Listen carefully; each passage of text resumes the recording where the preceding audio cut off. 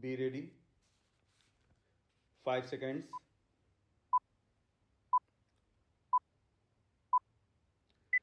Start. It is submitted that in the present case, the designated committee comprised of the Joint Commissioner and the Commissioner who are officers associated with the offices of respondent numbers 3 and 4, that the designated officers continue to act as the designated committee under the scheme till the completion of the proceedings under the scheme.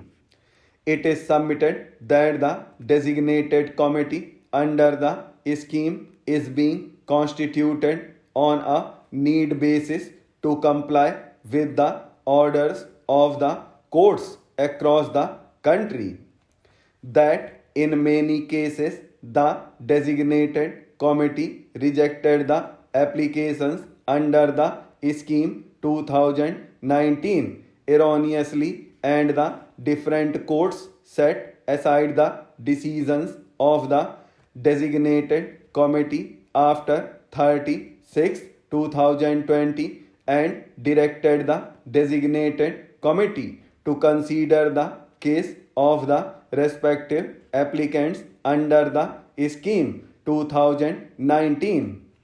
It is submitted that to reconsider the cases pursuant to the orders passed by the courts, the CBEC issued the instructions allowing for manual processing of declarations under the scheme by the respective designated committees. It is submitted that therefore even the respective designated committees carried out their functions under the scheme, however, by manual processing. It is submitted that therefore the reasoning given by the Honorable High Court that the designated committees are not in existence after 36 2020 and therefore the appellant is not entitled to any relief may not be accepted as even after 36 2020 and even as per the instructions issued by the CBEC. The respective designated committees continued to function and process the declarations manually.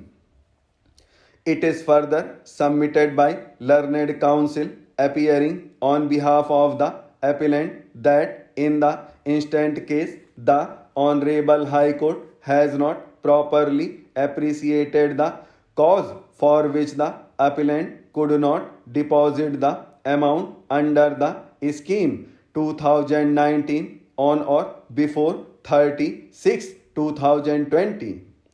It is submitted that at the relevant time and more particularly at the time when the form number 3 was issued and even during the period under the scheme 2019, the appellant was subjected to the rigor of the provisions of the IBC by virtue of the moratorium period which ended on 24/7/2020 when the NCLT approved the resolution plan.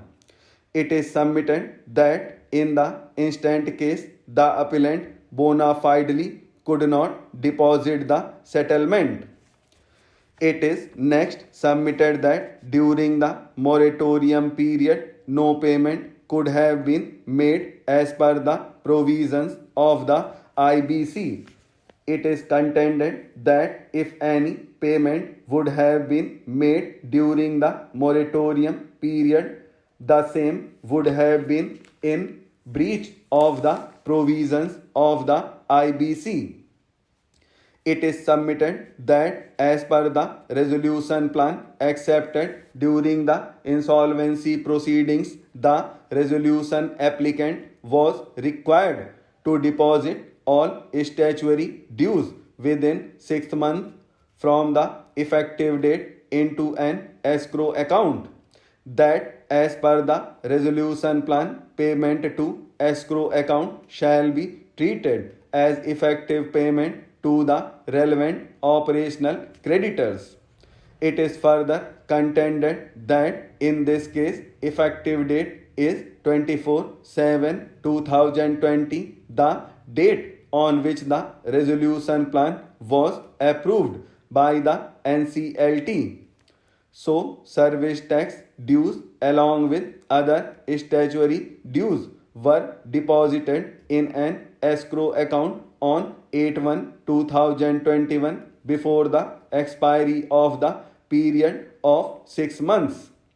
It is accrued that this honorable court has held that once a moratorium has been enforced, any existing proceeding against the debtor shall stand prohibited. In this regard, it is submitted that the IBC shall have precedence over any inconsistent statutes.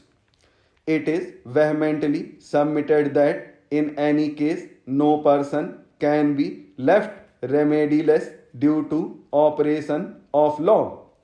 That in the present case the moratorium period under the IBC was extended due to the COVID-19 pandemic and non-functioning of the NCLT.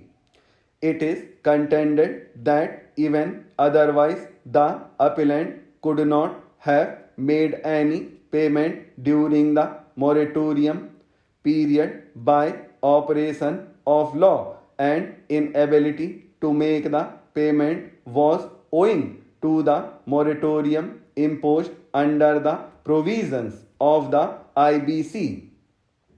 It is urged that therefore the appellant may not be left remediless when the application under the scheme 2019 was submitted and processed within time.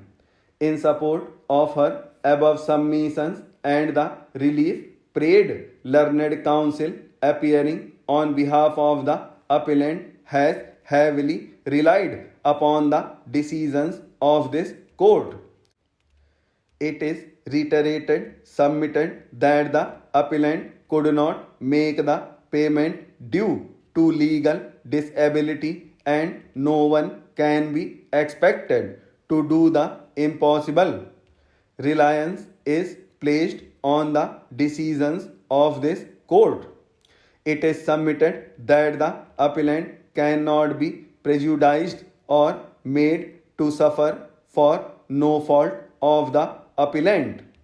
Reliance is placed on the decision of this court in Anmol Kumar Tiwari and others versus State of Jharkhand reported in SCC.